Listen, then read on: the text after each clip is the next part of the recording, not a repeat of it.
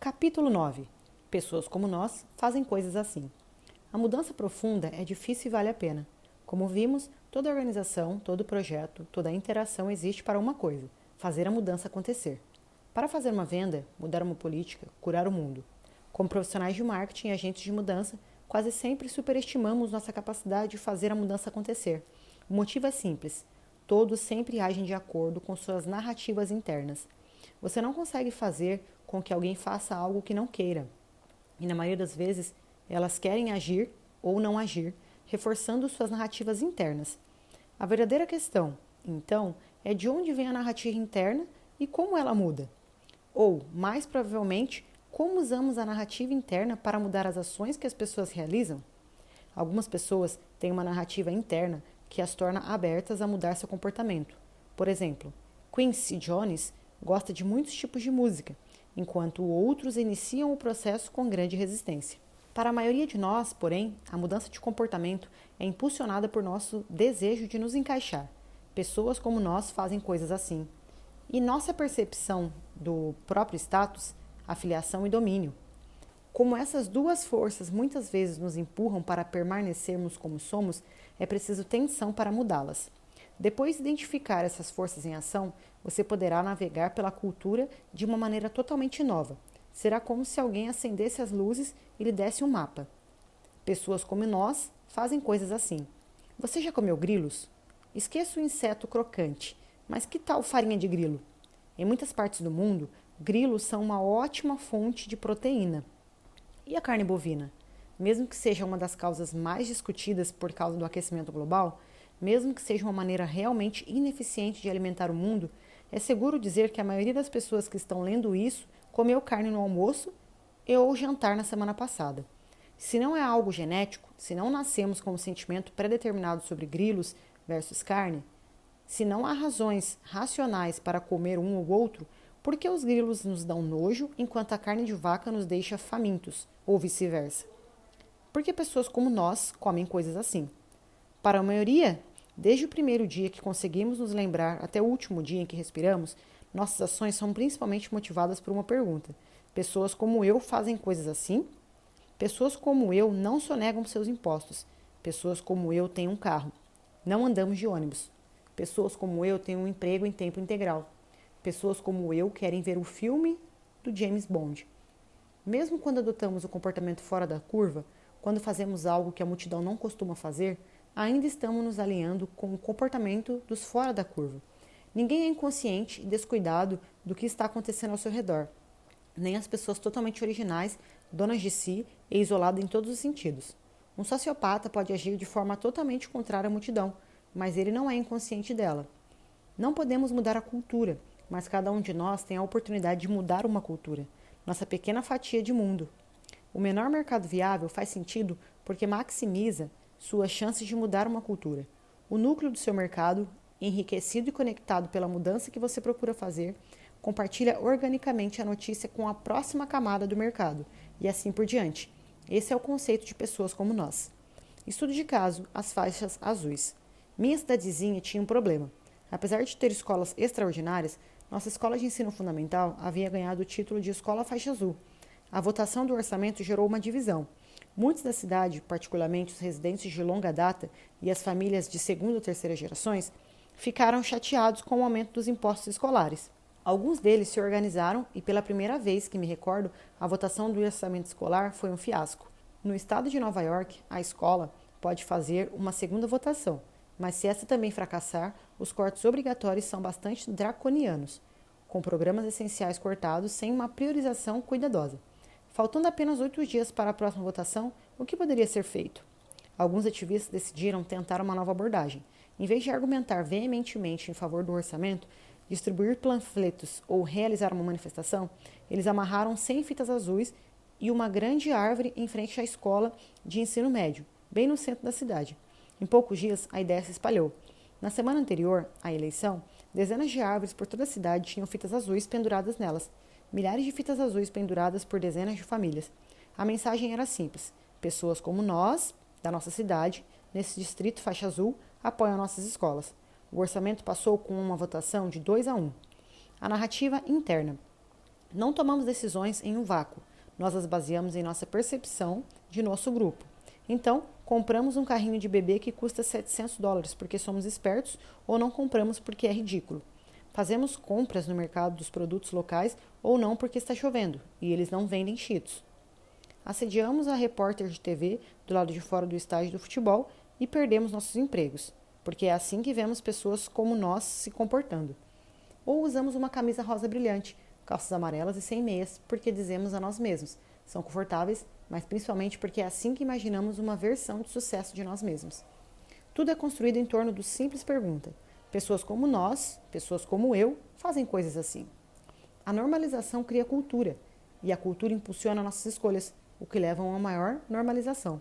Os profissionais de marketing não fazem coisas comuns para pessoas comuns. Os profissionais de marketing criam mudança, e isso é feito através da normalização de novos comportamentos. Definindo nós. Na era anterior, os meios de comunicação de massa trabalharam arduamente para definir nós como todos nós, como a multidão, todos os seus conterrâneos, as pessoas do mundo. Todos nós nunca fomos totalmente bem-sucedidos, porque os racistas, os xenófobos e os ermitões não viram problemas em determinar que o restante de nós está muito aquém dos seus parâmetros. Chegamos muito perto disso, no entanto. Eu gostaria de ensinar o mundo a cantar, e a comercialização do mundo inteiro aconteceu mais rápida e profundamente do que a maioria das pessoas esperava. Todos nós, a maioria pelo menos, assistíamos ao programa do Johnny Carson. Usávamos jeans e íamos para a faculdade, pelo menos todos dentro da esfera de convívio que estávamos dispostos a enxergar. Hoje, no entanto, a cultura popular não é tão popular quanto costumava ser. A série Mad Men, a qual o New York Times fez um alvoroço em dezenas de artigos em apenas uma temporada, só era vista assiduamente por apenas 1% da população nos Estados Unidos. E o fenômeno da cultura popular, que é Cronut, da Dominique Ansel Bakery, o óleo frito criado por uma feira local nos Estados Unidos, ou a versão vegana da sobremesa da moda em um badalado restaurante, esses fenômenos alcançam com um pouco de boa vontade no cálculo estatístico basicamente ninguém. O significado de todos nós deixou de ser todo mundo e passou a ser ninguém. Mas tudo bem, porque a cauda longa da cultura, da mídia e da mudança não precisa mais de todos, ela se satisfaz com o suficiente. Qual nós? Na afirmação, pessoas como nós fazem coisas assim, o nós é importante. Quanto mais específico, mais conectado, mais unido for o nós, melhor.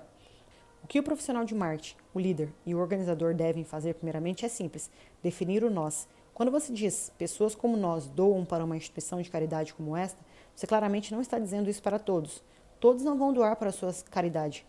Então, quem vai? A resposta certa não é as pessoas que doam são pessoas como nós. Isso é retroceder. Precisamos ser mais corajosos do que isso, mais articulados, mais dispostos a tomar iniciativas, não apenas alcançando nossos mercados, mas mudando, transformando suas expectativas e, acima de tudo, mudando o que escolhemos contar e mostrar uns aos outros. O mesmo cálculo se aplica à reunião interna em que você lança uma nova ideia para a sua empresa, a ligação de vendas empresariais que faz ou a maneira como espera mudar a cultura do time de futebol que você treina. Comece com o nós. Não deveria ser chamada de a cultura. Deveria ser chamada de uma cultura ou esta cultura, porque não há a cultura universal, nem um nós que defina todos.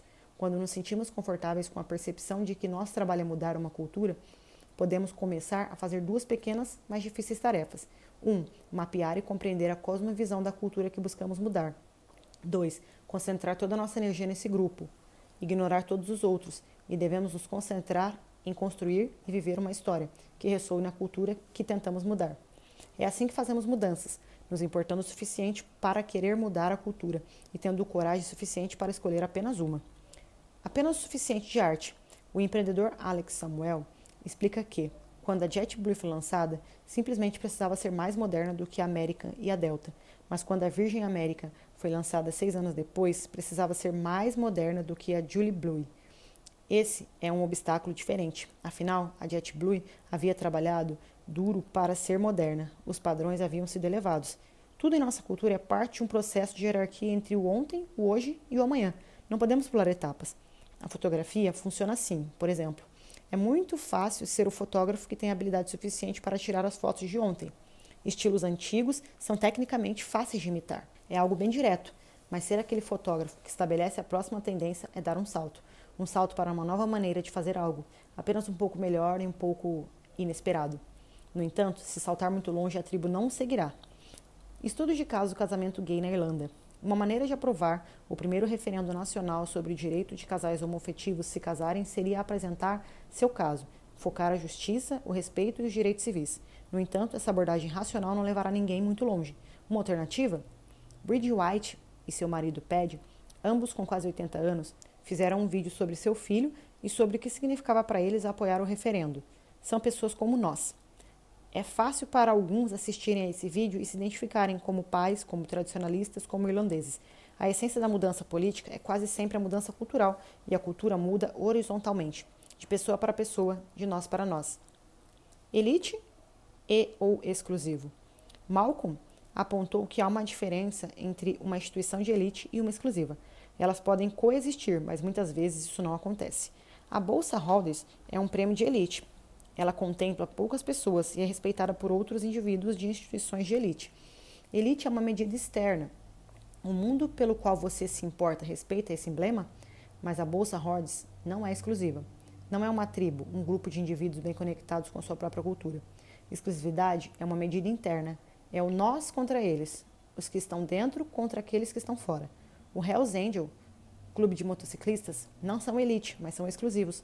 A escola de administração de Harvard é de elite e exclusiva. Assim como os Navy SEALs, uma das principais forças de operações especiais da Marinha dos Estados Unidos. É fácil ficar confuso em nossa busca por construir algo que parece importante. Parece que deveríamos trabalhar para tornar nossa organização algo de elite, para que o New York Times proclame que nossa ópera vale a pena ser vista, ou esperar que os veteranos gostem do nosso desempenho no campo. Na verdade, porém, são instituições exclusivas que mudam as coisas. Não temos controle sobre o nosso status de elite, e isso pode nos ser tirado em um instante, mas organizações exclusivas prosperam enquanto seus membros desejam pertencer, e esse trabalho é algo que podemos controlar. No centro da organização exclusiva está uma verdade simples. Cada membro é uma pessoa como nós. Siga por este caminho e você ganhará status. Pegue uma outra via e o perderá. Para mudar uma cultura, começamos com um grupo exclusivo, e é aí que podemos oferecer mais tensão e criar as conexões mais úteis. Estudo de caso Fundação Robin Hood.